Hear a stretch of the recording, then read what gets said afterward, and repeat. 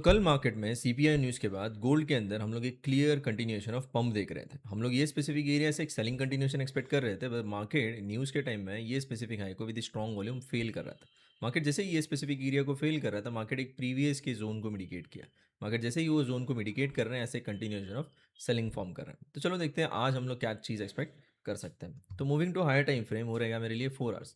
तो 4 आवर के अंदर जब हम लोग चार्ट को नोटिस कर रहे हैं, तो स्विंग स्ट्रक्चर मेरे लिए बेरिश है, इंटरनल स्ट्रक्चर भी मेरे लिए जो है बेरिश फॉर्म हो रहा है। प्रेजेंट मार्केट एक प्रीवियस के सप्लाई एरिया से रिवर्सल कर रहे हैं। मार्केट एक मेरे डिमांड जोन में है, जहाँ से मार्केट एक कंटिन्यूएशन थोड़ा बहुत पंप आ सकता है, लेकिन ओवरऑल मार्केट डंप होने के चांसेस बहुत ज़्यादा है।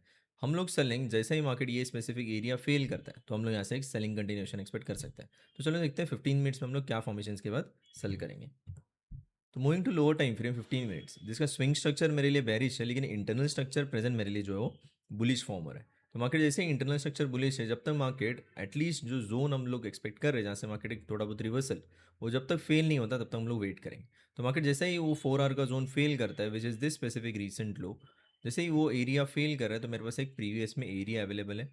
वो एरिया में जैसे ही मार्केट मिडिकेट करता है, तो शॉर्ट टर्म पंप आ सकता है, हम लोग फिर ये स्पेसिफिक जोन से कंटिन्यूशन ऑफ सेलिंग कर सकते हैं। तो सेलिंग टारगेट रहेगा 4 आवर का एक्सट्रीम स्विंग लो, जो है ऑलमोस्ट 3940 के नज़दीक में है। ठीक है, तो ओवरऑल हम लोग सिर्फ सेलिंग के लिए फोकस करेंगे। प्रेजेंट हायर टाइम फ्रेम हमारे लिए सिर्फ